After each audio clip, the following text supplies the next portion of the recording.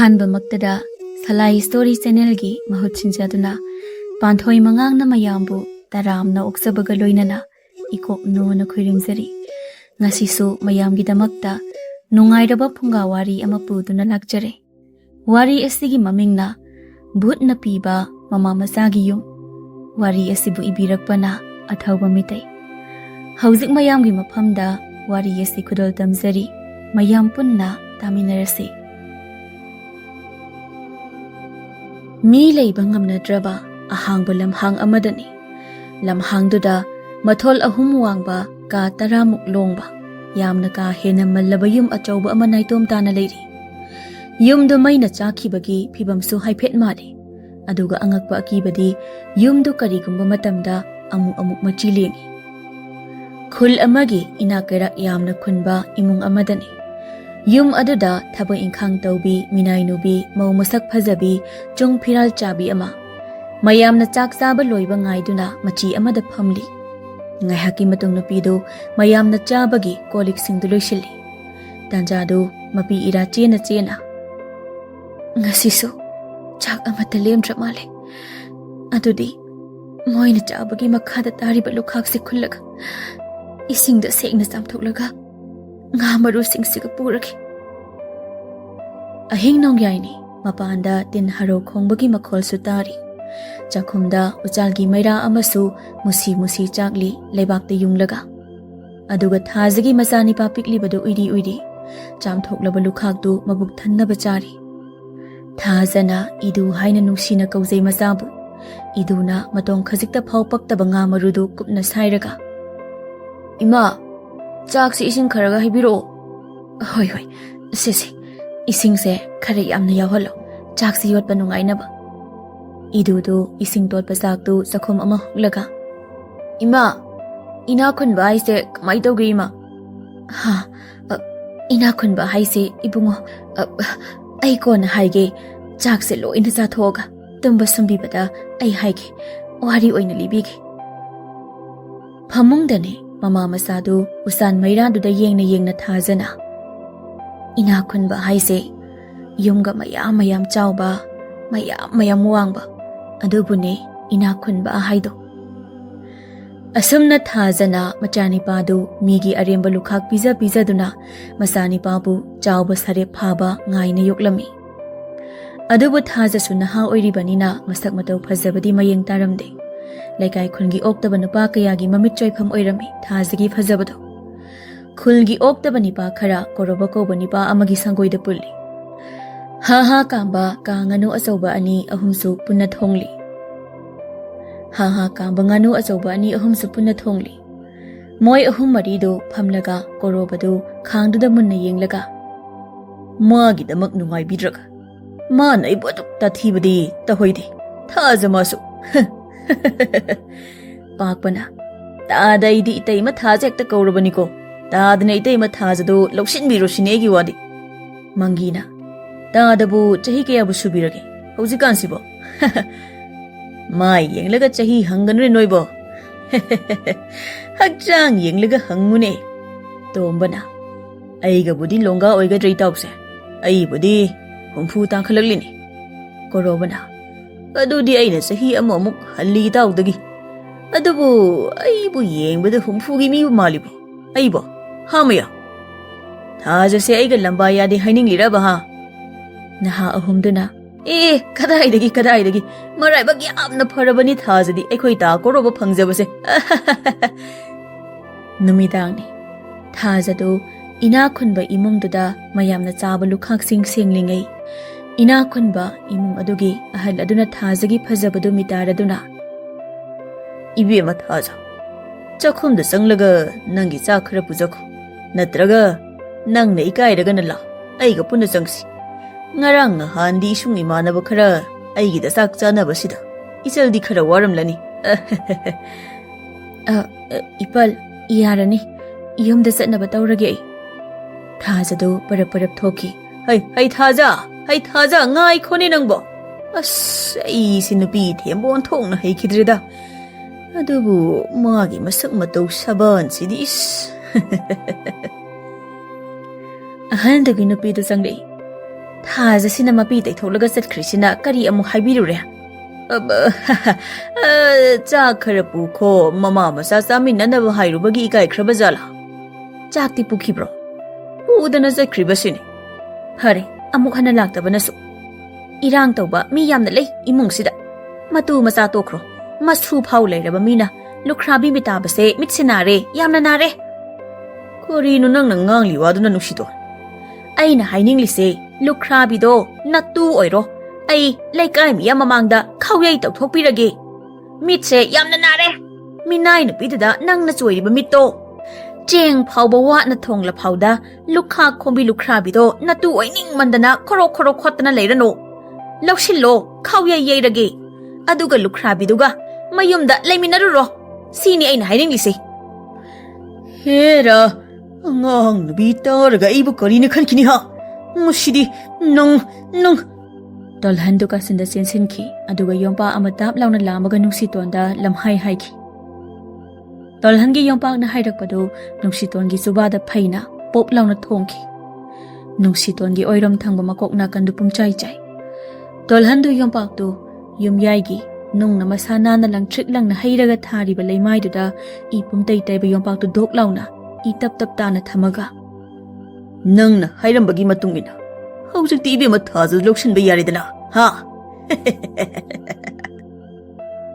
ꯁꯦꯟꯖꯥꯎ ꯄꯥꯏꯕ ꯇꯧꯒꯦꯇ ꯉꯝꯕ ꯇꯣꯜꯍꯟꯅꯤ꯫ ꯃꯥꯅ ꯃꯁꯥꯒꯤ ꯅꯨꯄꯤ ꯍꯥꯠꯄꯗ ꯀꯅꯥ ꯑꯃꯠꯇꯅ ꯋꯥ ꯉꯥꯡꯕꯒꯤ ꯃꯊꯧ ꯇꯥꯗꯦ ꯍꯥꯏꯕ ꯋꯥꯍꯩꯁꯤꯗ ꯂꯩꯀꯥꯏꯒꯤ ꯃꯤ ꯑꯃꯠꯇ ꯀꯔꯤꯁꯨ ꯍꯥꯏꯕ ꯉꯝꯅꯗ꯭ꯔꯤ꯫ ꯊꯥꯖꯁꯨ ꯄꯥꯎꯗꯨ ꯇꯥꯕꯗ ꯑꯉꯛꯄ ꯑꯀꯤꯕꯅ ꯃꯆꯥꯕꯨ ꯀꯣꯟꯗꯨꯅ ꯈꯪꯂꯝꯃꯤ꯫ ꯊꯥꯖꯗꯨ ꯇꯣꯜꯍꯟꯒꯤ ꯌꯨꯝꯗ ꯆꯠꯈꯤꯗ꯭ꯔꯦ꯫ ꯑꯗꯨꯒ ꯁꯣꯝꯗ ꯇꯣꯜꯍꯟꯒꯤ ꯈ꯭ꯋꯥꯏ ꯌꯦꯛꯅꯕ ꯃꯤ ꯑꯃ ꯑꯣꯏꯔꯤꯕ ꯀꯣꯔꯣꯕꯗꯤ ꯊꯥꯖꯕꯨ ꯃꯣꯏꯊꯦꯝ ꯇꯧꯗꯨꯅ ꯂꯧꯁꯤꯜꯂꯒꯦꯅ ꯉꯍꯥꯟ ꯉꯥꯅꯨ ꯆꯥꯕ ꯅꯨꯃꯤꯠꯇꯒꯤ ꯆꯞ ꯌꯨꯡꯅ ꯈꯟꯈ꯭ꯔꯕꯅꯤ꯫ ꯆꯌꯣꯜ ꯑꯃꯒꯤ ꯃꯇꯨꯡꯅꯤ ꯀꯣꯔꯣꯕꯗꯨ ꯊꯥꯖꯒꯤ ꯃꯌꯨꯝꯗ ꯂꯥꯛꯄꯗ ꯇꯣꯜꯍꯟꯗꯨ ꯊꯥꯖꯕꯨ ꯊꯦꯝꯂꯒ ꯂꯩꯔꯝꯕ ꯀꯣꯔꯣꯕꯅ ꯃꯅꯤꯡꯒꯤ ꯊꯣꯡꯒꯥꯜꯗꯒꯤ ꯆꯪꯂꯛꯄꯗꯒꯤ ꯑꯋꯥꯡꯒꯤ ꯌꯦꯅꯈꯥꯗꯒꯤ ꯇꯥꯔꯝꯃꯤ꯫ ꯊꯥꯖꯗꯨ ꯃꯆꯥꯅꯤꯄꯥ ꯑꯗꯨꯕꯨ ꯀꯣꯜꯂꯒ ꯀꯤꯅ ꯐꯝꯂꯤ꯫ ꯅꯪꯅ ꯃꯔꯝ ꯑꯣꯏꯍꯜꯂꯒ ꯅꯆꯦꯗꯣ ꯑꯩꯅ ꯍꯥꯠꯂꯕꯅꯤ꯫ ꯀꯔꯤꯅꯣ ꯈꯥꯇꯣꯟ? ꯅꯆꯦ ꯍꯥꯏꯕꯗꯤ? ꯑꯩꯅ ꯌꯣꯝꯄꯥꯛꯅ ꯀꯜꯂꯒ ꯍꯥꯠꯇꯣꯛꯈ꯭ꯔꯕ ꯅꯗꯣꯝꯆꯥꯗꯣ ꯑꯩꯅ ꯅꯪ ꯂꯧꯔꯗꯤ ꯅꯆꯦ ꯊꯣꯛꯂꯗꯣꯏ ꯅꯠꯇ꯭ꯔꯣ? ꯌꯥꯔꯦ ꯈꯥꯇꯣꯟ, ꯂꯦꯡꯕꯤꯔꯣ꯫ ꯅꯗꯨꯅꯆꯥ ꯅꯃꯧ ꯅꯁꯨ ꯂꯩꯔꯕ ꯅꯪꯅ ꯑꯗꯨꯛ ꯇꯨꯀꯠꯆꯕ ꯋꯥꯈꯜ꯫ ꯍꯩ, ꯑꯩꯒꯤ ꯏꯇꯨ ꯂꯩꯇ꯭ꯔꯦ꯫ ꯅꯆꯦ ꯅꯪꯁꯤ ꯂꯧꯁꯤꯜꯂꯨ ꯍꯥꯏꯔꯝꯃꯦ, ꯑꯗꯨꯒ ꯏꯆꯥ ꯍꯥꯏꯔ ꯃꯥꯒꯤ ꯅꯨꯄꯤꯅ ꯂꯣꯏꯅ ꯄꯨꯔꯒ ꯆꯠꯈ꯭ꯔꯦ꯫ ꯍꯧꯖꯤꯛ ꯅꯪ ꯑꯃꯗꯤ ꯅꯪꯒꯤ ꯅꯆꯥꯒ ꯑꯩꯒ ꯐꯖꯔꯕ ꯅꯤꯡꯊꯧ ꯀꯣꯅꯨꯡ ꯃꯥꯟꯕ ꯑꯩꯒꯤ ꯌꯨꯝꯗꯨꯗ ꯅꯨꯡꯉꯥꯏ ꯌꯥꯏꯐꯅ ꯂꯩꯃꯤꯟꯅꯔꯁꯦ ꯍꯥ? ꯑꯩꯅ ꯄꯣꯛꯄꯃꯛ ꯅꯠꯇ꯭ꯔꯕꯁꯨ ꯏꯆꯥꯁꯤꯗꯤ ꯑꯩꯅ ꯅꯤꯡꯊꯧꯒꯨꯝꯅ ꯌꯣꯛꯀꯅꯤꯗ꯫ ꯀꯣꯔꯣꯕꯗꯨ ꯃꯁꯥ ꯃꯎꯗꯨ ꯐꯂꯞ ꯆꯪꯂꯛꯏ꯫ ꯊꯥꯖꯗꯤ ꯄꯥꯈꯪꯗ ꯂꯩꯒꯦ ꯍꯥꯏꯔꯅꯤꯕꯨ ꯇꯥꯗ꯫ ꯊꯥꯖ, ꯑꯩꯒꯤ ꯐꯤꯗꯥ ꯑꯃꯇ ꯊꯥꯎ꯫ ꯊꯥꯖꯗꯨ ꯃꯆꯥꯅꯤꯄꯥꯗꯨ ꯀꯣꯜꯂꯒ ꯐꯨꯛ ꯂꯥꯎꯅ ꯍꯧꯒꯠꯂꯒ, ꯀꯔꯤꯅꯣ ꯉꯁꯤ ꯅꯣꯏ ꯑꯅꯤꯅ ꯏꯆꯥꯒꯤ ꯃꯥꯡꯗ ꯇꯧꯕꯤꯔꯤꯕꯁꯦ? ꯏꯃꯥ, ꯃꯣꯏꯒꯤꯁꯤ ꯏꯃꯥꯗ ꯈꯠꯅꯕ ꯍꯧꯔꯤꯔꯣꯏ ꯏꯃꯥ? ꯀꯣꯔꯣꯕ, ꯅꯇꯩꯃꯒꯤ ꯋꯥꯔꯤ ꯁꯥꯔꯝꯂꯤꯕꯅꯤꯅꯦ ꯍꯥ? ꯅꯪꯒꯤ ꯅꯇꯩꯃꯍꯜꯗꯣ ꯉꯍꯥꯟ ꯂꯥꯏꯕꯛ ꯊꯤꯕ ꯊꯧꯗꯣꯛ ꯑꯃꯗ ꯂꯩꯈꯤꯗ꯭ꯔꯦ꯫ ꯁꯣꯔꯥꯠ ꯌꯧꯗ꯭ꯔꯤꯉꯩ ꯅꯇꯩꯃ ꯊꯥꯖꯁꯤ ꯌꯨꯝꯗ ꯆꯪꯂꯁꯤꯔ ꯍꯥꯏꯔꯝꯂꯤꯕ꯫ ꯑꯦ, ꯇꯥꯗ, ꯃꯥꯗꯤ ꯄꯥꯈꯪ ꯄꯥꯝꯂꯝꯒꯅꯤ, ꯑꯩ ꯄꯥꯝꯂꯝꯒꯅꯤ ꯍꯥꯏꯖꯔꯤꯕ꯫ ꯊꯥꯖ, ꯅꯪꯕꯨ ꯑꯍꯜꯁꯤꯗ ꯏꯀꯥꯏꯕ ꯈꯪꯗꯕ ꯋꯥꯍꯩ ꯈꯔ ꯈꯣꯟ ꯊꯥꯒꯣꯗꯅ꯫ ꯃꯗꯨꯒꯤ ꯃꯇꯨꯡ ꯑꯩꯗꯤ ꯅꯪꯅ ꯌꯥꯔꯦ ꯈꯜꯂꯒ ꯑꯩꯗꯤ ꯅꯪꯁꯤ ꯌꯨꯝꯗ ꯍꯦꯛꯇ ꯄꯨꯔꯒꯦ ꯈꯜꯂꯤ ꯍꯧꯖꯤꯛꯃꯛ꯫ ꯍꯥꯟꯅꯗꯤ ꯑꯩ ꯏꯁꯥꯃꯛ ꯃꯥꯡꯒꯣꯜ ꯀꯥꯔꯛꯂꯒꯦ ꯈꯟꯕꯅꯤ, ꯑꯗꯣ ꯀꯩꯁꯨ ꯀꯥꯏꯗꯦ, ꯉꯁꯤ ꯍꯧꯖꯤꯛ ꯂꯥꯛꯂꯤꯕꯁꯤꯁꯨ ꯃꯥꯡꯒꯣꯜ ꯀꯥꯔꯞꯀ ꯆꯞꯅꯩ꯫ ꯂꯥꯎ, ꯑꯩꯒꯤ ꯍꯥꯏꯐꯝ ꯊꯣꯛꯄ ꯍꯥꯏꯔꯦ, ꯃꯥꯡꯒꯣꯜꯁꯨ ꯀꯥꯔꯦ꯫ ꯁꯤꯁꯦ ꯂꯥꯎꯅꯤ, ꯆꯠꯁꯤ ꯂꯥꯎꯅꯤ ꯊꯥꯖ꯫ ꯀꯣꯔꯣꯕꯗꯨ ꯊꯥꯖꯒꯤ ꯃꯅꯥꯛꯇ ꯃꯈꯨꯠꯇꯨ ꯂꯥꯝꯃꯒ ꯆꯪꯂꯛꯏ꯫ ꯇꯣꯜꯍꯟꯗꯨ ꯐꯨꯛ ꯂꯥꯎꯅ ꯍꯧꯒꯠꯂꯒ ꯀꯣꯔꯣꯕꯗꯨ ꯊꯠꯂꯒ, ꯅꯪꯅ ꯀꯥꯎꯔꯣꯏꯗꯕꯗꯤ ꯅꯪ ꯑꯩꯒꯤ ꯌꯦꯛꯅꯕꯅꯤ ꯍꯥꯏꯕꯁꯤꯅꯤ꯫ ꯇꯥꯗꯅꯁꯨ ꯀꯥꯎꯔꯣꯏꯗꯕꯗꯤ ꯇꯥꯗꯁꯨ ꯑꯩꯒꯤ ꯌꯦꯛꯅꯕꯅꯤ ꯍꯥꯏꯕꯁꯤꯅꯤ꯫ ꯑꯗꯨꯗꯤ Matau karam da ina yeknaba nangoda thaza si pidoriba. Hai, chatho yada hal. Korobana tolhandu mamangdagi tap launa inthoi. Tolhandu haipet tugi tauna. Iya. Adu usit thoidaba nangdi aina ai. Tolhana korobagi mangak samdu lamaga chapaga mamaidaki na job launa thinjanki. Korobadu tolhangi makudu chingthoklaga sumangi lebak makhada ujrup launa langki. Tolhandu sallaga tai. Korobana tolhandu namsilaga kinna pop launa mamai mamit khangda kai thinjinki. Thajadu masani padu kolaga moi ani phunari badu kina yengli. Tolhandu korobaga phunaba namita korobana tolhangi makut kakhiba mali. Tolhangi makut yetu yawramdre. Aduga korobadi tolhana yompakna yalaga hatkre haibasi thaja mama masagi mamina ukhrabani namituda. Tolhana thaja mama masa thiraklibasi chahi ahum hele. Hauzik tolhana khalibasi thaja si yamna tamthina otlaga hatba haibasini. Nangi maramki. Ai kuchi. Ngashidi. Ai soina aiba mi ama oirabane. Soina aiba mi ama ai hallamlabane aibo. Nipa ama changli. Tada. Korobagi lau inko loina khopchinba ngamli. Leikagi machin tongba mari tawba moi mangadu sana khaw macha amum mayada namsinbade mayadu maro lolu yakidri. Irangsi moina thokpa namsinkragi haire. Aduga korobagi machin manaudi tadagi sana sengaudu bada wanthaba yawnakre. Mama masagi paudi tadri. Tadri. Taraklani tada. Ama iba silungbudi kaukrabani tada. Phare phare. Tolhandu maiba selunga phamli. Selungdu sam asangba ama pairaga lebakda thamlaga murum murum solaba matung. Nong poklomda leibagi sahum phangi tada. Bhut thadoklaga thihanba laigani. Tolhandu maiba da mangaka nomlaga. Madune. Mama masado. Yamna tamthina kihan khangalaga. Utti thongba jagem pobagum otlaga hatpadane. Aina pamlaga laglibasisu. Ngai khoda tada. Chabai waridi tawirakhinu tin yoli. Ado thabak hauramdagi kainomadi chaba yaba jani tada. Garibu chaningbage hayune do. Nganu chasi tada. Thangnaba khulgi kharungda sungba itai matam phagi yudo. Tada khanau ingbani haijariba tada. Phare phare. Ado yuna khanau ingi haibasidi nau maiba. Aduga maibanabu nganu chabrane. Tada aidi migi afaba amatte hek tawdaba maibanina nganu chaba karisu kaide. Thabakki matung ina sinjak su kami haidu tare tada. Kairamba imung manung nungsi chana lemina hanba matai manau hanjinna hanba. Punna hairabada afaba wakhal khanba. Afaba khak tawba amaibadi chinjak yamna kai tada. Aduga migi yum thugaiba matai manau thugaiba. Bhut thajanba punna hairabada afaba wakhal khanba ngamdraba maiba ikhoidi chinjak sima si chaba yaba yadaba leitre tada. Tada na ngamjaraga di haudongdum chaningli hakti. Hera inau maiba. Nganu chaba phau thabak mai pakte hainaribani. Aduga inau di haudong chagi bu. Tada kari mata chingnabiganu. Afaba thabakti mai pakpa wabani. Phathap thabakti mai pakpa thubani tada. Hoini chummini adusu. Ado aina tawriba thabaksibu afaba thabakla. Natraga phattaba thabakla. Ai mien ama tadrineibo. Tada migi imungdana awaba piba. Aduga tadagi thamoina penjaba. Adu oiradi tadagi thabaktu afaba mahai phangjarani. Aduga mama masagina phattaba mahai phangjaba. Hoini aduneba. Aina tawsidi aigi phanabaneba. Phare. Nangi nganu do ai horel thongna nangi bhuto mama masana thajalo. Ado nganu sabase daudi yadabani hebo. Namidangni thajado masanipa iduga achauba yengbada akiba phauba mathol ahum wangba maina chakhiba manba yum amagi thongal da lepli Ima, changase. Ngai khoi bungo. Sigi yumsidi changaroisi. Atopa amamuk yengusi. Ima, mi leiba yumdadi moina nami khudingi tanthore. Aduna mi leitaba yumsida oina leirasi ima. Nongalaga oina changasi bungo. Adudi ibani kaida leidoiba hingse. Lao, nakanda sangi sanggol ama leiribasida leirasi. Ngasi ahingsimadi. Mama masado sanggolda ahing yareklingai. Mama masagi mamangda uriba muksuk muba machin tumba yumzaudu lengbagum tauribadu iduna ngasaidagi mamit kuptana yengli. Adubu thazade machabu chetna kurolaga uiri. Adubu idudu masada akiba machet amata phawji hauzik phawba. Nongalamdai namit thokadaba pungza khute khara watlingai matamni.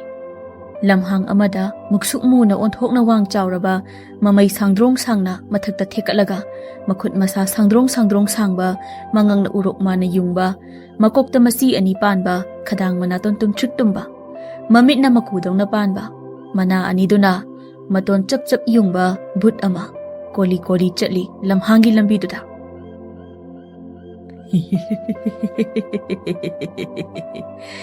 Shidi upunina nielibashide.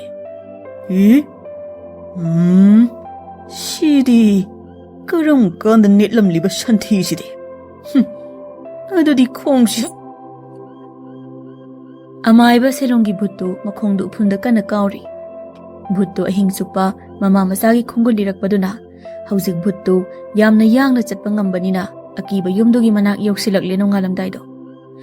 Adubu laibak thibadi bhuttu numiki mangal phangba yadaba oirami.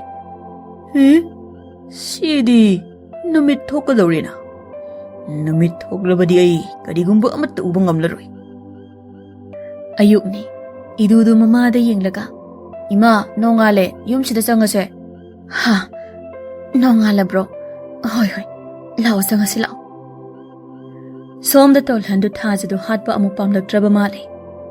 Ish adu fazakraba masuk amadi sabandu aibu lemna adumak manghallagadrane. Masidi amaibada pharaga puraklo hairage shidi. Somda mama masado machin tumba yumzaududa changlakle thajadu masado kithiki rumsu tawri. Adubu idudi masada akiba amata phawdri mama masado yumyaida. Ima sidi wangangwada yam nille. Ado ima ibanigi ka ama khalase chak thongpham chakhum amasu. Chak haiba ibungo. Hoi. Ngasidagi sang isang saba phanglani imaicha. Idudu yumzaudugi yena khada.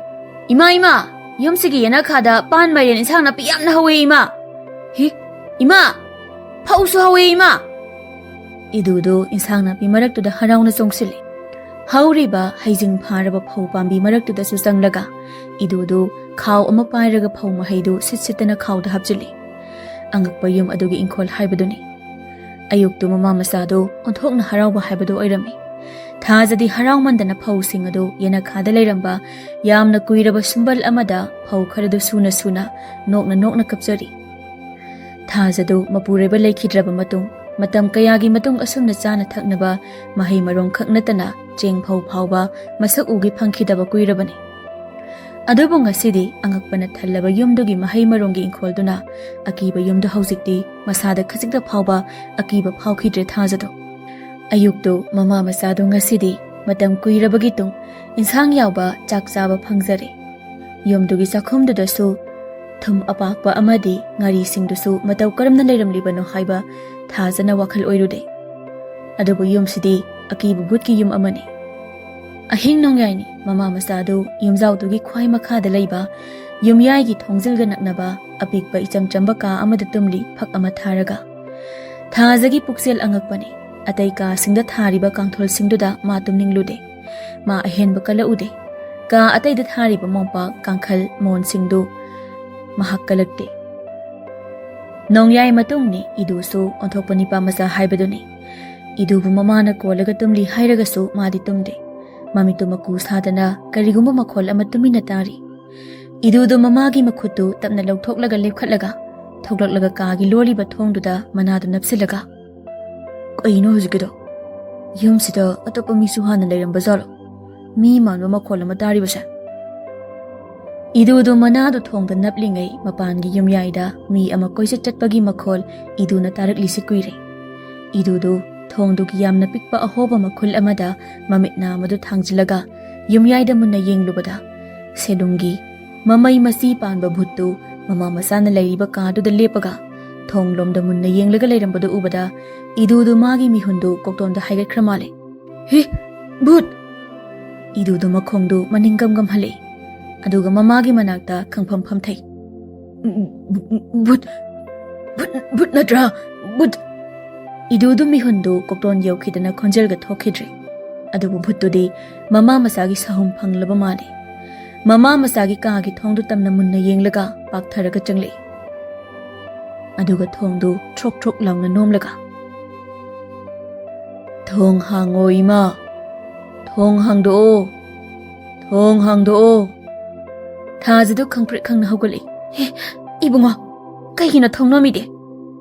Somda idudu magi manakta phamlaga thongda mamit manadu langkhatkai yenglaga leirambaduda thongduna natai ama chadana nomlaga bhuttuna thajada ima na akiba khonjal amada kauraga leirambaduda thajadu iduda satlawna konsilaga. Imagi bungo sidi bhutki yumnina. Ima tu bhutne bhut. Somda thongdu thok nomlaga thongdu donglawna phakairaga changla ibutto. Makhut masadu mama masada hekta metlagi matagom. Thajadu idudu kana kolaga kasinda sensilaga. Ima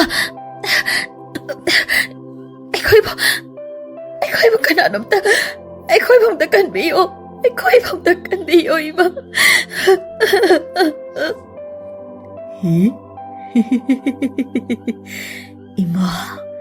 Ima Aikhoibu amukta kanbiyo Thaja. Ima, asidi bhut na tihing jabani ima. Ibungo, nangai kitungda layo lao. Ibungo, nang ima kitungda layo lao. Adudi ima, lao saklasi. Lao ima, lao. Silungi bhutto, mama masana ngangliba wahai khudingi matau tamdana Sangdrong sangba makhut aniduna mama masadu lamsilei. Mama masadu kasilduta silaga lauraga kaplingai silungi bhutki maningdagi kanagumba amana bhuttugi makokta jaisu amana poplauna kankhiba manba ama. Mama masana uhawi rek lauba mai ama kapaga. Bhuttu makoki akoibada tandan chama chani makoro koina unglaga paiba male. Mamitu oron unglaga yengli koktonda. Bhutto tandan khakta natana usek khunu kharasu makokta unglaga paiba uba male. Bhutto makokta pairaga matungda yengthoklubada hanuba amaga hanubi amaga lepaga leiramba bhuttu na urami. Bhutto makokta pairaga. Sidi hanubi nina. Hanuba amaga hanubi amaga saisu ammam pairaga koli lepaga leiri bhuttugi matungda. Adubu mama masadi hanuba hanubidu ude. Aduga hanuba hanubina nganglibadu mama masadi taridoribani buttu khaknatana. Hai, nang kanano ha? Aduga aigi imauga isuga da kari thoklena kihalliba ha nangdi. Kari masigi mama masasibu hanubi nangi nasuga namauganeba. Adudi hauzik pharaga pukhiba tari aina leiramu khangani. Hera Aikhoibu aduk kahalne sadana kidaba sardana adudi nangai saisusina amuk nakoksida hoi. Hanubaga hanubiga na bhutto saisuduna tanaraga kanbada bhutto thektoklaga lauraga cheli. Mama masadu bhutto matongta lauraga theklaga chenbadu ngakna yengli kachinda phamlaga. Adubu bhutki masadu mai prek amu kapli saisuna kanbada panbagi. Saisuna kanbada matik mayai leiraba bhuttuna China phanglibagi maramsi hanubaga hanubiga do matik mayai yamna leibagini. Ahal anido yumjaudugi bhutni haibani. Aduga hanubaga hanubiga na pairiba chaisudusu matik mayai leiba chaisuni haibani. Bhutto thek-thekdana lauraga chenthokre. Mama masadu bhuttuda humang anapikana yenglaga lehawe. Mama masana uba ngamdaba masak udaba hanubaga hanubiga do mama masada nushina yenglaga. Kaya da nushiriba isuga imauga no mapu. Matam kayagi matungda isu amaga imau amaga pangjare ngasidi. Kariyaba. Karigumba yumsida chahi ama mi leiba ngamlaba. Aikhoi ani mi na uba ngamdribasi uba ngamlani haiba ha. Adudi kanana hairamdana aingonda hairiba wathi warem but aikhoi anibu lao isuga imauga gi phajaba phamung amaga mompak phidaka pusinbirusi lao Hai mon su thabidongni hanubi kankhal su khanbidongni hanubi Bhut hanuba hanubido mama masagi mapot masai lobu thokre thajadu machada kolaga imagi nusi baicha hayeng na thoklasi yumsidaki Ima yumse but laye ayamna kiye ima hoi hauzik ti kiba pharasi ayuk ngatan thoklasi isasidi but chenkre Mama masado kapminari ngai kagi thongdu grong-grang amuk tawrei Mama masado khangpre khangna amuk lawruga thongda yenglubada phajaba phamung ama thongduda korok lawna chingsilakba mama masana urami Mama masado thak nikna kasinduda tasilaga amuk laikre Adubu somdadi hanuba hanubiduna teragi mompak apakpa ama amuk thangzile Adubu mama masana ubadadi mompak tu kaduda matomda paisilakpa oina uribani Hanuba hanubina pusilakpa phamungdu kadugi lamyaida thamlaga mompak tu yamna maong tana thakibadu mama masadudi yam kina ngakna yenglaga leiri Mikup phade mon amaga phaijub athaba achauba apakpa amaga amu paisilakpa mama masana urami kaduda Mama masado kirambadagi onthokna ngakna yengli tawrukliba maongdo Mama masado phamungduda sathina ngakna yenglingai phamungdo ngawrok ngawba kangkhal ama amuk satlawna thuna khanjinki angakpani phamungda thariba mopak phidakadu masa matomta sasatlawna semjilakpaduda mama masado maya karaga yengnari kangkhal manungado matomda phi ama paikhalaklaga kangado phatlawna humdoklamlaga Mama masagi kado mainam phajaba anganba ama satlawna thalamlaga thongdu tapna nga sinbiramlaga thokhiba manba maongdu mama masana munna yenghauri Yumyaida hanubina hayeng nganna isuga imauga gi nga chanaba pukri ama mamang inkhonda thambiramlasi hanuba isuna numai khodingi thaknaba sangom pida yaroi hanuba aduna sangom thokpi sanbi mama masa amasu sangolda thanbiramlasi ayu Mama masa yerum sajanaba yen marung kokpi kharasu yengol amaga loinana thambiramlasi Hai yen ba yengong tamba amasu hapisi mama masa yahau nganjanaba Atai di kari di wali ha hanubi Chakumda haudong matu zom laubi ngari chabi amaga thambiramlasi Adodi hanuba hui masa sajenbi amaga su thambiramlasi ra Thambiramlasi hanubi aduga yum kunuzura amaga thambiramlasi Asumna yumzaw adugi bhut hanuba hanubi aniduna mama masabu yumsidagi kiduna sakhidanaba angka tarami Nongalamdaini Phajaraba phamungduda tumli mama masado oron tumlingai yenba amagi phajaba yengkong ama thajana tarami thajadu ngahak wakhal oirudre maramdi mana mit pangthorakpada Mama masagi kadu su khuphaja ama tawna leiramle thajadu mamang mahagum kadu leiduna yenglaga leikre ngaihak leibaga ayuk anganbagi usek oya khongbagi makhol yenwi yenauna chengphau khullaga chabagi makhol iduna amuk taraktuna idusu mikap thori mamitu noiraga hauzik mama masana sathina ngakna yenglaga leiribasi hanuba hanubigi inkhol dudane Ima ngarang numidangdi kem lehawdadaini ima Aduga sangonda sangom thokpi san mama macha su leirame hui macha chenbi amasu agi kachinsida aikhoida mamai hairaga yam harauna yenglaga leire aikhoida macha singse mabu pithaklaga ai ko ngawi bungo law chanaba tawsila thajana idudu makhut hek paibaga imungdagi matu jom lawbi haudong amana usi angaubi amakana tanaraga chenthorakpadu idudu khangpre khangna he usi jaganu minu Idudu yena kharom da haudong du lawraga kanna tanaki thajadu idugi matungda machani padu kauraga tanarakpada idudu mayadu karaga yena khada jab yungna lepaga leirami Thajasu idugi manakta mayadu karaga inkhonda palamliba haira mayamdu mama masa yengminari Sem, komla, angur, lapoi, yubi pambi, hainau, pungthol, haikha, haining. Hai makhal amata watre yanakhagi ingkolda hauraga palamliba haira singdo. Mama masado haira taptaba makai heklaga mangkolda purakli, aduga mangkolda haidoklaga hauna chaminari. Iduna haijana chana. Ima, si ingkol si kay ingkol warajano. Ay su khangdi ibungo. Ado ayuk nungthil na sida layraga. Namidang na mapanda leklasi, sangi managda. Ima, manungda sum layse. Ibungo, iyumse butki yumni. Aduna ima isagidi puktalaga loire. Machana phamlaga sariba waridu hanubaga hanubigadu manakta phamlaga taraba matung hanubana. Masidi horel namidang angka ama tawdaba yaridawri hanubi.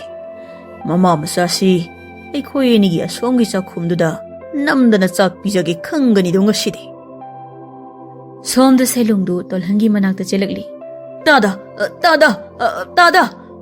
kariba putta puri hairisibo ibu nade mananga gasi mayhumna kanbagi mami ngakta khamdeglaga lai haywani loini segairaga. Aigi butsi mafamduda amuk thaba yatre natrabadi soidina siba tare igi butsi. Amaiba selungdu tolhangi manakta lepli. Tada aigi buto mananga mayhumna kalakpagi mamina yam thina sokhawre aduna aigi butsi mafamduda amuk khana thaba pamje tada. He rada amaiba kari karam hai tawraga nangi butu mapangal hena kalhan sigedi haidradana sana sengaw amaga hapke nang pambai ama tawduna thajadu hatpagi bahut aingonda sinagadabani. Ha tada sana sengaw amaga piga haiba adudi ai amaiba tomanga wa amta tanarukhi ai chele ko tada. Maiba selungdu chenkre tolandu senungda yenglaga. Uri no mena matade buttabu purei hairisiba. Adubu ai thajabudi noma khak oirabasu aigi yum asida thamduna laikai khul mamangda aina thaja lawba ngammi haibadu uttaba yade. Aigi khut namagi laman khumdaba yade. Selungdu maiba tomalga unari tomalna. Iya aduk lakjaba. Ado idawgi nabuk phattabadudi handrini ha. Haujisu ida. Kanadawa thabakti natomta lona tawbi hainabise adum tawrini ka haujisu ha. Ida hadaki matangsida itomda tawba pamdre ida. Ai kanarasu punna kanaminarsi ida. Manglasu punna adum mangminarsi ida. Iya karigi mangbano da ida. But thajanbagi mahut aigi bhutka nangi bhutka mafamduda puduna yumduda hekta lapna yenglaga nairadawni yumda. Ida naidawrise yumduna te nupiduni ida. Aduga aigi butti yaholaroi. Era karigi butnoda lawadudi chalasila. Somda selongi but mamai panbado hanubaga hanubigagi saisugi chainaduna kanna lauri. Selongi but sanafam sangtaptuda. Amaiba anido onthokna tapna thengu sadana numit nini humni sangna hanuba hanubigi yumdu tamna khongsankre. Tolhando selongi yumda lai. Selongdu leitaba male. Nupi anga mama mapa leidana selongdu kadayda chakki hangdawsu mana tawriba. Mama mapa dusu mana mitrang changeng tawbada loina hatkre. Matu macha leidana hangni su maiba nabu nupi phangebra. Migi matu mawa thugaiba laknaringai magi matu thiba kawkhraba mini do made. Yengo sambaling khongasi saji kaibu leramdo maline umang macha maline. Magi tomal haidu moida soidana chalamni. Tomal du nupi angang leibanina moida hanglaga khangni. Tomalgi yumdani. Tomalgi nupido masamanado phau lokpa yadaba phau pankiba phau pambi charu pambi malaga phallaga angang napchobido yepaga. Hai madoi mido yumsida maming palakano. Kuire madi sura sondokhiba. Matu masada mitrang changeng toba lamsi sidawbodo chalu ahal nangsu natradi nangsu thangjawna yalakani nakhut animak tatchani. Mingonda pangkida kihanbado aingonda di ngakken minagadamni khangunang. Tolhando bing laukhra male. Tomangi nupina thangjawna yalakani haibaduda. Hera aingonda thangjawna yani ka kaidana. Hera masi makhawrisi hekta melagda masi khut na masi. Tomana amaibagi mitrang sangeng tawbada ngawkraba tomangi mapadu imungdagi yompak ama haigatlaga chenthori. Khonjelga ining nikai. Kadaino ne yompak sina mangaktu amukta haihawgi na ibo. Hera ꯃꯤꯒꯤꯗ ꯄꯪꯌꯥ ꯌꯥꯔꯕꯁꯨ ꯁꯤꯗꯗꯤ ꯅꯈ꯭ꯋꯥꯡꯗꯣ ꯇꯠꯀꯦꯗꯅꯤ. ꯇꯣꯜꯍꯟꯗꯨ ꯊꯦꯛꯇꯣꯛꯂꯒ ꯂꯥꯎꯔꯒ ꯍꯣꯠꯇꯅ ꯆꯦꯟꯊꯣꯔꯛꯏ. ꯍꯣꯏꯃ, ꯃꯥꯒꯤ ꯅꯨꯄꯤꯁꯤꯁꯨ ꯌꯥꯎꯅ ꯌꯥꯝꯄꯥꯛ ꯊꯥꯡꯖꯧꯁꯤ ꯍꯥꯏꯔꯒ ꯇꯥꯟꯅꯔꯛꯂꯤꯅꯦ ꯑꯩꯕꯨ. ꯏꯃꯥ, ꯏꯁ! ꯅꯨꯃꯤꯗꯥꯡ ꯃꯃꯥ ꯃꯆꯥꯗꯨ ꯁꯪꯒꯣꯟꯗ ꯐꯝꯂꯒ ꯌꯨꯝꯖꯥꯎꯗꯨꯗ ꯌꯦꯡꯂꯤ. ꯑꯗꯨꯒ ꯌꯨꯝꯖꯥꯎ ꯃꯅꯨꯡꯗꯨꯅ ꯃꯩꯅ ꯄꯨꯡꯉꯥꯟ ꯉꯥꯜꯂꯤ. ꯑꯗꯨꯒ ꯃꯃꯥ ꯃꯆꯥꯅ ꯆꯍꯤ ꯀꯌꯥ ꯆꯥꯕ ꯐꯪꯂꯛꯈꯤꯗ꯭ꯔꯕ ꯉꯥ ꯊꯣꯡꯕꯒꯤ ꯃꯅꯝ ꯑꯃꯁꯨ ꯃꯃꯥ ꯃꯆꯥꯒꯤ ꯃꯅꯥꯇꯣꯟꯗ ꯀꯟꯅ ꯄꯥꯏꯁꯤꯜꯂꯛꯂꯤ ꯍꯧꯖꯤꯛ. ꯊꯥꯖꯗꯨ ꯃꯇꯣꯝꯇ, ꯏꯁ, ꯉꯥ ꯊꯣꯡꯕ ꯃꯅꯝꯁꯤꯗꯤ. ꯏꯗꯨꯗꯨ ꯃꯃꯥꯒꯤ ꯃꯇꯝꯕꯥꯛꯇ ꯐꯝꯅ ꯃꯃꯥꯗ ꯌꯦꯡꯈꯠꯂꯒ, ꯏꯃꯥ, ꯆꯪꯉꯁꯤ ꯂꯥꯛꯑꯣ. ꯉꯥ ꯊꯣꯡꯕꯁꯦ ꯆꯥꯔꯨꯁꯤ ꯏꯃꯥ. ꯏꯕꯨꯡꯉꯣ, ꯉꯥ ꯊꯣꯡꯕ ꯃꯅꯝꯁꯦ ꯌꯨꯝꯁꯤꯗꯩ ꯅꯠꯇꯤꯌꯦ, ꯑꯇꯣꯞꯄ ꯃꯐꯝꯗꯩꯅꯤ ꯏꯃꯥꯒꯤ ꯏꯕꯨꯡꯉꯣ.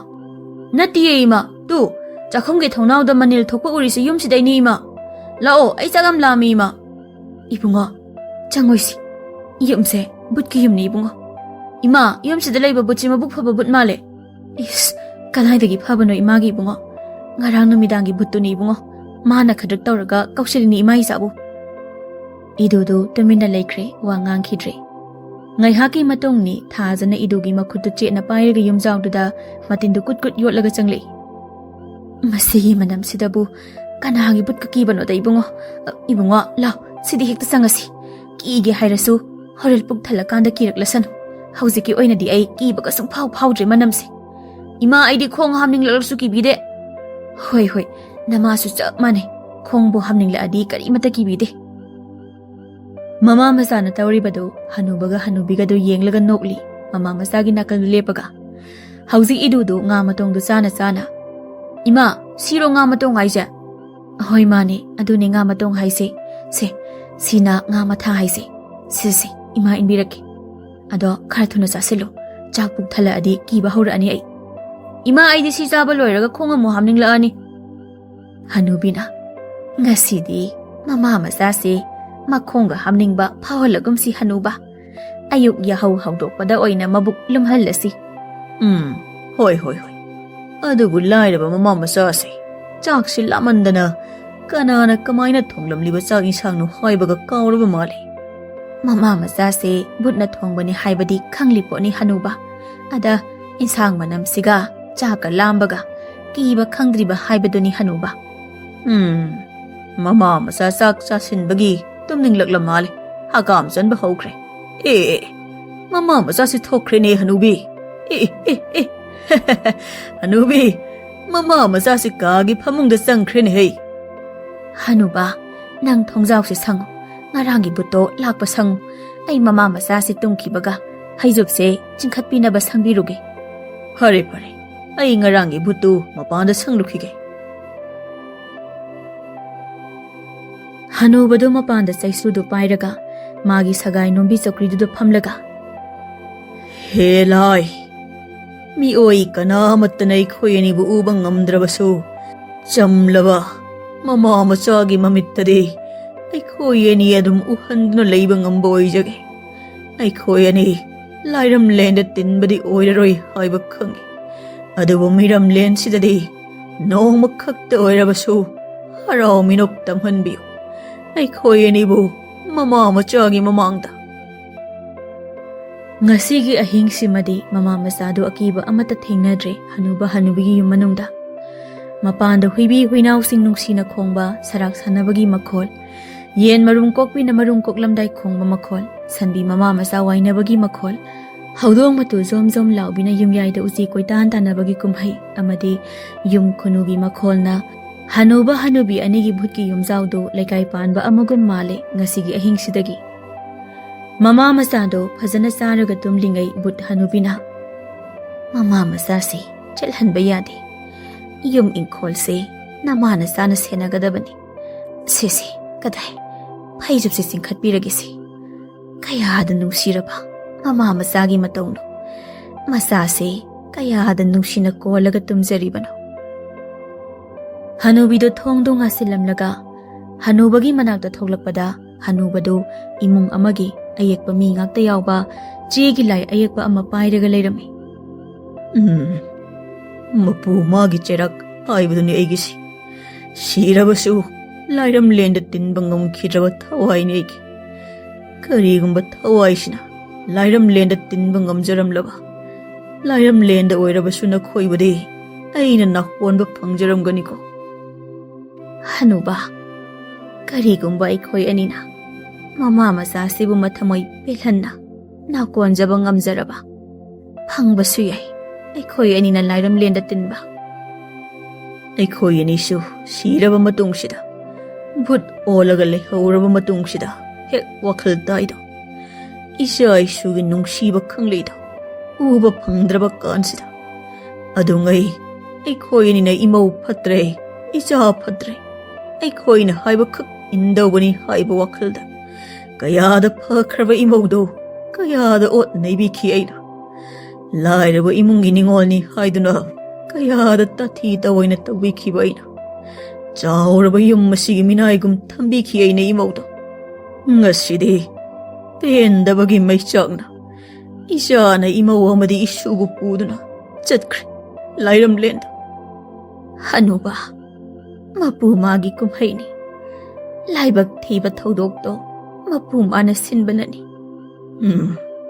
Kamai tauna yumsi mai chaglakibano haibado ai khangde. Isa su kanba ngamkhide. Isa kanbada hena pukning changlingai. Imaugai shudo moi ani dum yang changhaudre. Imaugai shuga leitabagi pau tabada isa su taibang pan tadokre. Yari to Hanuba, aidi isu imaubu tathina tauba yaukhide Hanuba. Adawu nakada hingluba na isu tawalaba nupi ama haibado nakada oizaki. Wahai ama haiba ngambagi itik lehen khide nangna aiki. Masini mane mamau phattaba hairibado. Isa imau isu uraktaba matam. Isa isu kainabagi nigamda maisagna. Aikhoi anisu laigi khuya tale hairabasu lairam lendadi changhandraduna Bhut ki taibang pan asida leiribasini. Masine laigi serak hairibado. Ado Hanube leikai sisu phatteda. Aikhoi ani sire haidunasu kanamatana aikhoi anigi mathau mangam pangthokpido. Aikhoi anigi hakchangdu haujikti laining thaukaagi phamungda haujiksu saru oina uppaga tumma leiredana. Nini humni haukre mama masadu Hanuba Hanubigi yumjausida akiba machet mata thengnadana yamna nungaina leirakpa. Mama masadu yana khagi chawruba inkhonda lokpa yaraba phaudu khauri. Ima kaigino ikhoini na lau khawba mapa se namina na childa janglaga leichil sumasi lengdrise. Thajadu atiya mathakta yengkhali laudu khawba lepaga. Hanubadu mama masada yenglaga. Isubu mali masakse. Hai angawba namana sa urumlang halibani ni aina. Yes, ho na to omta nangamba nate masi. Thabak khunigi mana laudu ida. Korino Hanube mina tabo wasuna tabasida. Addi leichilsi paitho hankroro. Kariya mama masasi nungsa hek yehelaba. Asiba Hanuba nang amuk sire khango. Hera kayadru ni mase. Adudi chai shushina nangaina chai thagedo ngasidi. Hanubana magi chaisudu Hanubida setlauna kanbada Hanubido taibang mina uba ngamba saktamda phatlauna thogle aduga phatlauna amu mangki. Hera adudi aisu hai haujikti matik mayai chap manare iwa oirasu kibide hai. Hanubina Hanubado magi chaisuna amu kalli. Hanubado koglero kariwa satlauna mina uba ngamba mamida thogle. Hanubaga Hanubigado magi chaisuna pangkanda kanai lama duna. Hanuba Hanubi anido phutpha thui angakpani. Hanubaga Hanubiga na chaisu lama dana yana khada kanari bado mama masana ura male. Mama masadu yungna lepaga. Ima Bhut ibunga la chilasila kada warak lomda samkrasila. Hanubaga Hanubiga do chaisuna kanabada mama masana amu uduna tawribado khaknatana. Hanuba Hanubi ani masak masa soknabada mama masana Hanubaga Hanubigado mayek sengna ure ꯐꯨꯠꯐꯥ ꯃꯨꯠꯇ꯭ꯔꯦ ꯍꯧꯖꯤꯛꯇꯤ ꯃꯌꯦꯛ ꯁꯦꯡꯅ ꯎꯔꯦ ꯍꯧꯖꯤꯛ ꯍꯅꯨꯕꯒ ꯍꯅꯨꯕꯤꯒꯗꯣ ꯃꯁꯝ ꯀꯟꯅ ꯐꯣꯏꯅꯔꯤ ꯑꯗꯨꯒ ꯁꯣꯝꯗꯅ ꯃꯃꯥ ꯃꯆꯥꯗꯣ ꯆꯦꯟꯕꯗꯤ ꯂꯥꯏꯔꯗꯅ ꯑꯍꯜ ꯑꯅꯤꯗꯨꯅ ꯃꯁꯝꯒ ꯂꯥꯝꯅꯗꯅ ꯇꯧꯅꯔꯤꯕꯗꯨ ꯎꯕꯗ ꯃꯃꯥ ꯃꯆꯥꯗꯣ ꯃꯌꯥ ꯀꯥꯔꯒ ꯅꯣꯛꯂꯒ ꯌꯦꯡꯂꯤ ꯍꯅꯨꯕꯅ ꯍꯩ ꯀꯣꯛꯌꯦꯠꯀꯗꯤ ꯂꯥꯝꯃꯛꯀꯅꯨ ꯕꯨꯠ ꯍꯅꯨꯕꯤ ꯅꯪ ꯑꯗꯨꯗꯤ ꯅꯪꯁꯨ ꯑꯩꯒꯤ ꯁꯝ ꯊꯥꯗꯣꯛꯎ ꯊꯨꯅ ꯊꯥꯗꯣꯛꯎ ꯕꯨꯠ ꯍꯅꯨꯕ ꯀꯔꯤꯒꯤ ꯑꯩꯗꯤ ꯅꯁꯝ ꯊꯥꯗꯣꯛꯇꯧꯔꯤꯕ ꯍꯩ ꯀꯣꯔꯐꯨ ꯈꯤꯜꯂꯤꯁꯦ ꯊꯦꯡꯒꯅꯨ ꯀꯣꯔꯐꯨꯁꯦ ꯑꯣꯟꯊꯔꯛꯂꯒ ꯃꯃꯥ ꯃꯆꯥꯁꯤ ꯀꯤꯗꯅ ꯆꯦꯟꯈꯤꯕ ꯇꯥꯔꯦ ꯑꯗꯨꯗꯤ ꯑꯩꯒꯤ ꯁꯝ ꯊꯥꯗꯣꯛꯎ ꯊꯨꯅ ꯅꯠꯇ꯭ꯔꯕꯗꯤ ꯀꯣꯔꯐꯨꯁꯦ ꯁꯣꯏꯗꯅ ꯊꯦꯡꯉꯔꯅꯤ ꯑꯩꯅ ꯅꯁꯝꯁꯦ ꯊꯥꯗꯣꯛꯄꯤꯔꯕꯅꯤ ꯍꯧꯖꯤꯛꯇꯤ ꯕꯨꯠ ꯑꯣꯏꯔꯃꯤꯅ ꯑꯩꯉꯣꯟꯗꯒ ꯈꯨꯠ ꯍꯜꯂꯦꯅꯦ ꯍꯅꯨꯕꯤ ꯅꯪ ꯍꯣ ꯑꯩꯅ ꯍꯤꯡꯂꯤꯉꯩ ꯅꯪꯅ ꯐꯨꯈꯤꯕ ꯃꯌꯥꯝꯗꯣ ꯂꯃꯟ ꯂꯣꯏꯅ ꯈꯨꯝꯗꯣꯔꯤꯅꯤ ꯁꯣꯝꯗ ꯍꯅꯨꯕ ꯍꯅꯨꯕꯤꯒꯤ ꯆꯩꯁꯨꯗꯨ ꯂꯩꯕꯥꯛ ꯃꯈꯥꯗ ꯅꯟꯁꯤꯟꯅꯔꯒ ꯇꯥꯔꯒ ꯂꯩꯔꯕꯅꯤꯅ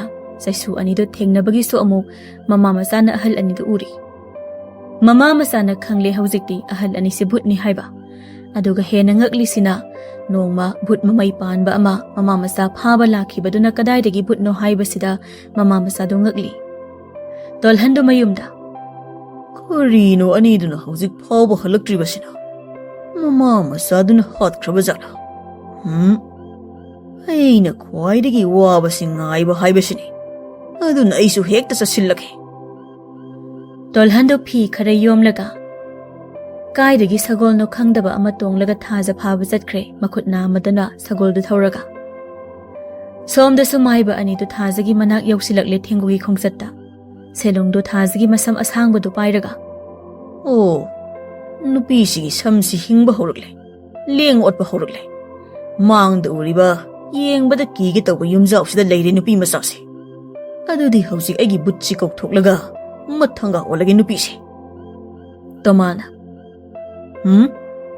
ꯏꯇꯥꯎ ꯅꯪꯒꯤ ꯕꯨꯠꯇꯣ ꯀꯧꯊꯣꯔꯛꯈꯤꯅꯨ ꯍꯥꯟꯅꯗꯒꯤ ꯕꯨꯠ ꯌꯥꯎꯍꯟꯗꯕꯤ ꯍꯥꯏꯅꯈ꯭ꯔꯒ ꯑꯩꯈꯣꯏꯅ ꯍꯦꯛꯇ ꯇꯧꯔꯁꯤ ꯍꯥꯏꯅꯔꯒ ꯑꯣ ꯏꯇꯥꯎꯅ ꯍꯥꯏꯅꯤꯡꯂꯤꯁꯤ ꯕꯨꯠ ꯌꯥꯎꯗꯅ ꯑꯩꯈꯣꯏꯅꯤꯅ ꯍꯦꯛꯇ ꯅꯩꯈꯥꯏꯔꯁꯤ ꯁꯤ ꯅꯠꯇ꯭ꯔꯣ ꯃꯥꯅꯤ ꯏꯇꯥꯎ ꯕꯨꯠ ꯍꯥꯏꯁꯤꯅ ꯕꯨꯠꯅ ꯐꯥꯍꯟꯗꯧꯕ ꯑꯗꯨꯒ ꯃꯤ ꯐꯥꯕ ꯍꯥꯏꯕꯁꯤꯅ ꯃꯤ ꯑꯩꯈꯣꯏꯅ ꯐꯥꯗꯧꯕ ꯍꯥꯏꯗꯤ ꯑꯩꯈꯣꯏ ꯑꯅꯤꯅ ꯑꯗꯨꯗꯤ ꯈꯥꯗ ꯅꯪ ꯆꯠꯂꯣ ꯋꯥꯡꯗ ꯏꯊꯠꯂꯒꯦ ꯏꯇꯥꯎ ꯇꯣꯃꯥꯜꯒꯤ ꯋꯥꯈꯜ ꯑꯩꯅ ꯌꯥꯏ ꯑꯗꯨꯏ ꯃꯊꯛꯇ ꯃꯗꯨ ꯅꯨꯄꯤꯁꯨ ꯑꯣꯏꯔꯦ ꯀꯅꯥ ꯈꯪꯕꯅꯣ ꯃꯥꯅ ꯑꯩꯉꯣꯟꯗ ꯑꯃꯨꯛ ꯄꯥꯝꯁꯤꯜꯂꯛꯄꯁꯨ ꯀꯅꯥ ꯈꯪꯕꯅꯣ ꯋꯥꯔꯤꯗ ꯑꯣꯟꯊꯣꯛꯅ ꯋꯥꯔꯤꯁꯤꯗꯤ ꯋꯥꯔꯦꯗ ꯇꯣꯃꯥꯟꯗꯨ ꯆꯪꯈ꯭ꯔꯦ ꯃꯣꯏ ꯑꯅꯤꯗꯨ ꯉꯁꯤꯃꯛꯇꯤ ꯌꯨꯝꯖꯥꯎꯗꯨꯗ ꯆꯪꯗ꯭ꯔꯦ ꯃꯣꯏ ꯑꯅꯤꯗꯨ ꯅꯨꯃꯤꯠ ꯇꯥꯔꯀꯥꯟ ꯆꯪꯂꯁꯤ ꯍꯥꯏꯅꯔꯒ ꯁꯦꯂꯨꯡꯒ ꯇꯣꯃꯥꯟꯒꯗꯣ ꯁꯟ ꯃꯄꯤ ꯃꯆꯥ ꯂꯩꯕ ꯁꯪꯒꯣꯟꯗꯨꯗ ꯂꯨꯝꯂꯒ ꯅꯨꯃꯤꯠ ꯇꯥꯕ ꯉꯥꯏꯔꯤ ꯅꯨꯡꯊꯤꯜꯗꯣ ꯇꯣꯃꯥꯟꯒ ꯁꯦꯂꯨꯡꯒꯗꯣ ꯁꯟꯕꯤꯒꯤ ꯍꯦꯛ ꯃꯅꯤꯡ ꯃꯄꯥꯗ ꯐꯝꯖꯤꯜꯂꯨꯔ ꯃꯥꯜꯂꯦ ꯁꯟꯕꯤꯗꯨ ꯃꯃꯩꯗꯨ ꯍꯥꯏꯐꯦꯠ ꯊꯥꯡꯒꯠꯂꯒ ꯁꯟꯊꯤ ꯆꯕꯥ ꯑꯃ ꯕꯥꯛ ꯕꯥꯛ ꯂꯥꯎꯅ ꯍꯦꯛ ꯇꯣꯃꯥꯟꯒꯤ ꯃꯀꯣꯛꯇ ꯊꯥꯗꯔꯛꯏ ꯇꯣꯃꯥꯟꯗꯨ ꯈꯪꯄ꯭ꯔꯦ ꯈꯪꯅ ꯍꯣꯏ ꯃꯥ ꯏꯁ ꯂꯣꯏꯔꯦꯗꯅ ꯁꯤꯗꯤ ꯏꯁ ꯀꯔꯤꯅꯣ ꯏꯇꯥꯎ ꯅꯪ ꯇꯧꯔꯤꯁꯤꯗꯤ ꯏꯁ ꯃꯅꯝꯁꯤꯗꯤ ꯂꯣꯏꯔꯦꯗꯅ ꯏꯇꯥꯎ ꯑꯩ ꯌꯥꯗ꯭ꯔꯦ ꯑꯩ ꯏꯔꯨ ꯑꯝꯇ ꯂꯨꯖꯊꯣꯛꯇ ꯌꯥꯗ꯭ꯔꯦ ꯇꯣꯃꯥꯜꯗꯨ ꯑꯉꯥꯟꯕꯗꯨꯗ ꯃꯃꯥꯡ ꯏꯪꯈꯣꯜꯒꯤ ꯍꯅꯨꯕ ꯍꯅꯨꯕꯤꯅ ꯃꯃꯥ ꯃꯆꯥꯒꯤ ꯊꯝꯕꯤꯕ ꯉꯥꯌꯣꯛ ꯄꯨꯈ꯭ꯔꯤꯗꯨꯗ ꯖꯣꯝ ꯂꯥꯎꯅ ꯆꯣꯡꯊꯩ ꯇꯣꯃꯥꯜꯗꯨ ꯏꯁꯤꯡꯗꯨꯗ ꯖꯣꯝꯖꯥ ꯏꯔꯣꯏ ꯏꯁ ꯁꯤꯗꯤ ꯅꯨꯡꯉꯥꯏꯔꯦꯍꯦ ꯑꯣꯏꯕ ꯁꯤꯗꯤ ꯉꯥꯏꯍꯥꯛꯇ ꯑꯗꯨꯝ ꯏꯔꯣꯏꯒꯦꯗ ꯇꯣꯃꯥꯜꯗꯨ ꯏꯁꯤꯡꯗ ꯅꯨꯡꯉꯥꯏꯅ ꯏꯔꯣꯏꯔꯤꯀꯥꯟ ꯇꯣꯃꯥꯜꯒꯤ ꯃꯁꯥꯗ ꯉꯥ ꯃꯆꯥ ꯑꯃꯅ ꯇꯥꯞ ꯂꯥꯎꯅ ꯆꯤꯛꯂꯛꯏ